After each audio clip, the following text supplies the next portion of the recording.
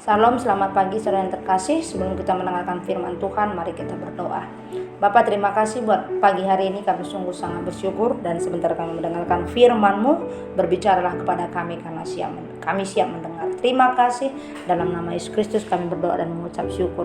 Haleluya, amin, amin.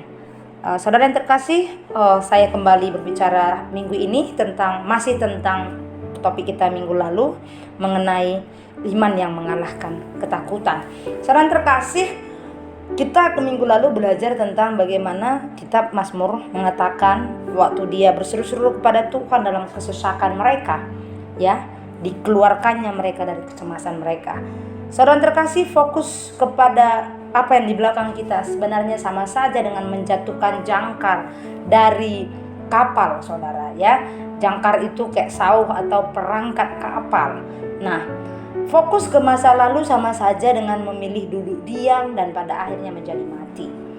Jangan pernah jauhkan jangkar atau perangkat kapal ketika Tuhan menyuruh Anda berlayar atau membuka layar itu. Jangan biarkan diri saudara fokus pada hal yang negatif ketika hal positif sudah dekat. Saudara mungkin bertanya, apa itu hal positif? Saudara, firman Tuhan itu iya dan amin. Janji-janji Tuhan itu iya dan amin. Dan itu adalah satu bukti, dan bukti yang paling kuat bahwa hal positif sudah dekat, bahkan sudah ada di depan kita. Hari-hari terbaik kita sudah ada di depan kita. Jalani kehidupan kita dengan penuh iman. Hadapi ketakutan kita dengan iman kita di dalam Tuhan. Ya, lewati terowongan-terowongan atau badai-badai bersama dengan Tuhan. Tidak selalu mudah untuk memiliki iman, saudara. Tetapi entah itu mudah atau enggak pun, di dalam Tuhan itu selalu diperlukan. Saudara yang terkasih, saudara mau katakan saudara punya masalah yang begitu besar, atau masalah saudara biasa-biasa saja, atau saudara sama sekali merasa tidak punya masalah. Tetapi dalam Tuhan, iman selalu diperlukan, ya. Karena iman dapat mengatasi ketakutan. Inilah kunci Tuhan berikan kepada kita. Inilah cara terbaik dalam iman kita, yaitu fokus kita kepada Tuhan. Semakin kita fokus kepada Tuhan, iman kita terus dan terus akan dibangkitkan. Sebagai orang Kristen, iman adalah apa yang memberi kita sebagai orang Kristen kekuatan untuk terus berjalan terlepas dari keadaan kita. Iman mudah ditemukan saat semuanya indah dan baik-baik saja. Tetapi iman dibutuhkan saat badai datang, saat angin kencang, saat banyak masalah. Saat itulah miliki iman yang teguh di dalam Tuhan.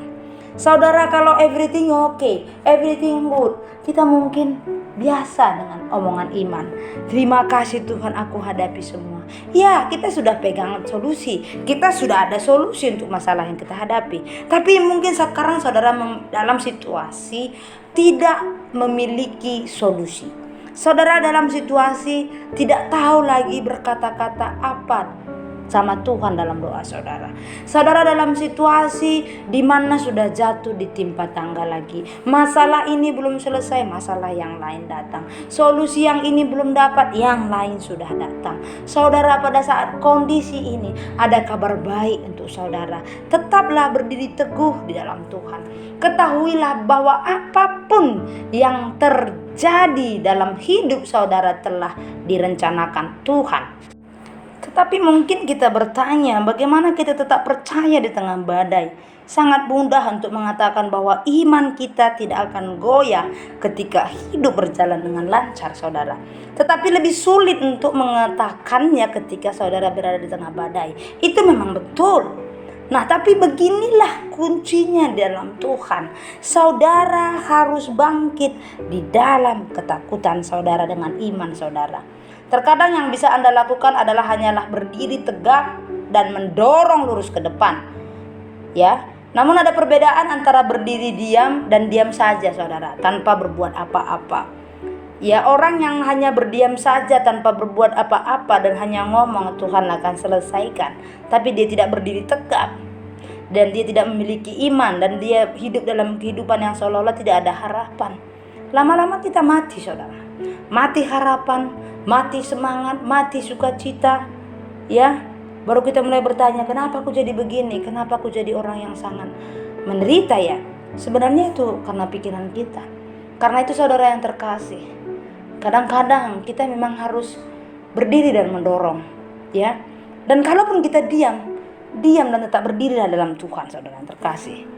Sangat mudah untuk selalu bisa menyerah dan selalu bisa berhenti, ya, atau berpaling melakukan apa yang ingin kita lakukan. Sangat mudah. Berdiri teguh dalam iman Anda seringkali merupakan keputusan tersulit yang pernah ada. Tapi inilah keputusan yang terbaik yang pernah ada, saudara yang terkasih. Melakukan hal-hal yang dalam arti menyerah itu sangat mudah. Kenapa kita tidak belajar untuk membuat mudah berdiri teguh dalam Tuhan? Kenapa kita tidak belajar untuk tetap teguh dalam iman kita? Dan walaupun kita tahu itulah keputusan yang paling sulit yang kita lakukan, tapi ketahuilah bahwa itu jugalah keputusan yang terbaik yang pernah ada.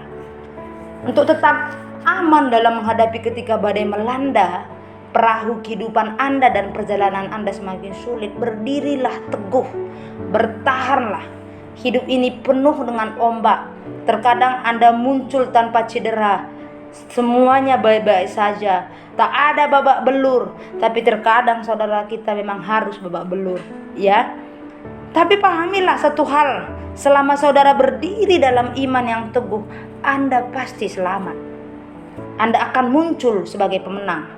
Dalam kitab Efesus 6, ya, mari kita lihat sama-sama Efesus 6 ayat yang ke-13 mengatakan, sebab itu ambillah seluruh perlengkapan senjata Allah, supaya kamu dapat mengadakan perlawanan pada hari yang jahat itu, dan tetap berdiri sesudah kamu menyelesaikan segala sesuatu. Alasan terbesar mengapa orang menyerah, mengapa orang melambat, atau mengapa orang tidak mencapai potensi yang hebat mereka adalah karena rasa takut. Takut merasa tidak cukup baik, takut merasa akan gagal, takut mereka tidak memenuhi syarat.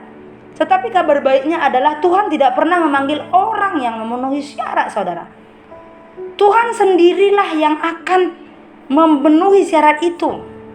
Selama Tuhan yang kita libatkan di sana, kita akan memenuhi syarat.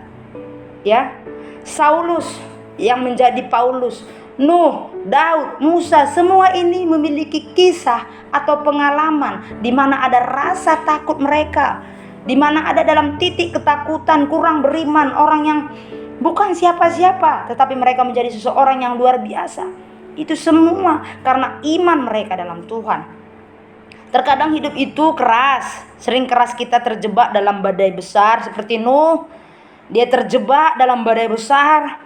Paulus yang mengalami keram kapal, terkatung-katung di tengah laut, didera, dilempari dengan batu. Itu kita bisa lihat dalam 2 Korintus 11 ayat 25. Ketika kita menempatkan Tuhan di luar keadaan kita, ketika kita menempatkan Tuhan di luar masalah kita, maka tentu kita akan mendapatkan masalah. Kita akan menumbuhkan diri kita dalam masalah. Ketika Tuhan tidak ada dalam keadaan kita, maka segala sesuatu tidak akan berjalan dengan baik. Iman adalah tulang punggung keyakinan, saudara. Iman adalah apa yang membuat Anda terus maju. Nuh mencapai hari ke-40 karena imannya. Saulus menjadi Paulus karena iman. Musa menjadi pemimpin Israel di Mesir karena iman. Karena iman jugalah Daud mengalahkan raksasa. Saudara yang terkasih, miliki iman dalam Kristus. Amin. Terima kasih Tuhan. Saya percaya semua jemaat-Mu yang mendengarkan ini akan bangkit dengan kebenaran firman ini, bahwa kami dapat mengatasi segala ketakutan kami dengan iman kami dalam Tuhan. Haleluya. Tuhan memberkati engkau dan melindungi engkau. Tuhan menyinari engkau dengan wajah-Nya dan memberi engkau kasih karunia. Tuhan menghadapkan wajah-Nya kepadamu dan memberi engkau damai sejahtera. Tuhan Yesus memberkati. Amin.